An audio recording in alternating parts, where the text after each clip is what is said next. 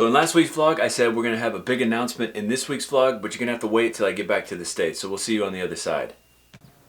Alright, so I'm back in Knoxville, Tennessee. It was a long flight back in, but I'm finally home, back at my parents' place. I'm in their garden right now, and I'll go ahead and make the announcement. Nancy and I are leaving Japan permanently.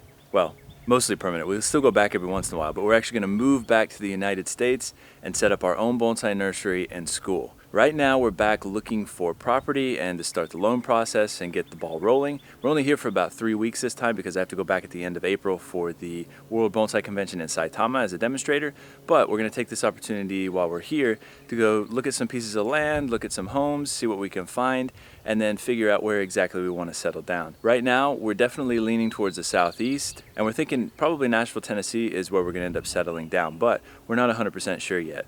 We're going to keep you guys posted on that over the next few months and let you know exactly where we're going to be, when the nursery is going to be open, and when the school is going to start hosting sessions. So why did we decide that this was the time that we needed to leave Japan? Well, I've been there for about 9 years now. Nancy's been there for about 13. We've had great experiences in Japan. It's been a wonderful place to live. We've both sort of found ourselves and grew up quite a bit while we were there, made excellent friends, extended family now is there.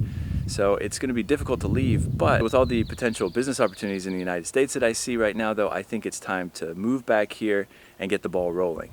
So that's exactly what we're going to do. But throughout this whole process, we want to take you guys along on the journey with us. So I'm going to be filming every week. We're still going to be doing a vlog every single week, showing you exactly what's going on in the process of setting up the nursery and getting the business up and running. So I hope that you guys will still join us every week for the vlogs, and I'm also going to be doing some other major video projects in the future, so be on the lookout for that as well. But in the meantime, I'm going to show you some of the projects that I have here already set up that I'm going to be working on once I get the nursery set up and established. So a lot of this material I'm going to show you is stuff that we'll be working on in the future school at my nursery. So students that come and participate in the school will get a hands-on opportunity to work on this kind of material alongside me in creating some excellent bonsai here in the United States.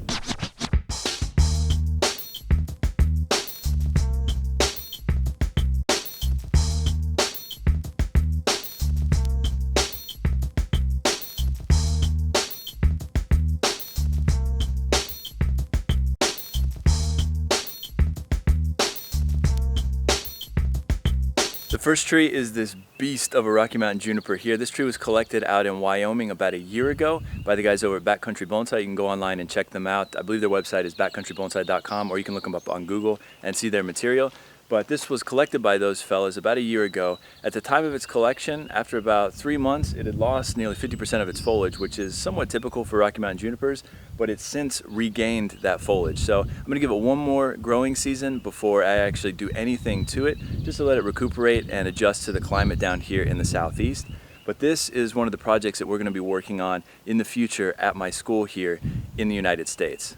This is another massive Rocky Mountain juniper here that we're going to be working on in the future. Now, this tree came from Todd Schlafer over at First Branch Bonsai out in Colorado.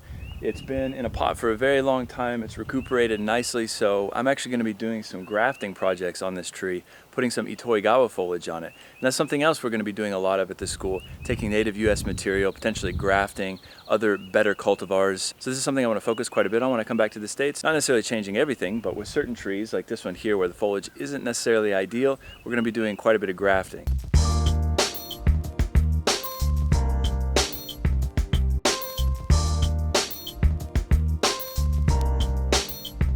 Probably what I'm most excited about in the future in having a nursery and setting up the school is working with deciduous material. And most of what you see me post online is coniferous material because the changes are massive from beginning to end, basically overnight.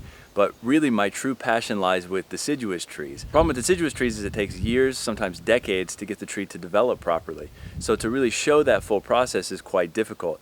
But I'll be working on projects that are already well developed here, and then I'm also going to be working on long-term deciduous projects that will take probably 10, 20, 30 years to complete. But that's something else I want to focus on teaching at the school are those long-term deciduous-based techniques. So in focusing on those long-term techniques that take 10, 20, 30 years to really come to fruition, I think that we can change the mindset of people here in the United States and the West in general and create some excellent deciduous material, both with our native US species and with foreign imported species as well.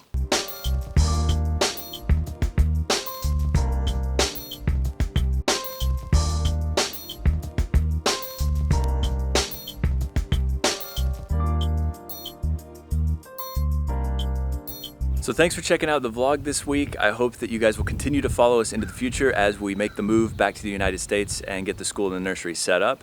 Thank you again for checking out this video, and I'll post a link to all of the people that I mentioned earlier in the video, the sources for Yamadori, down in the description below. We'll see you guys next time.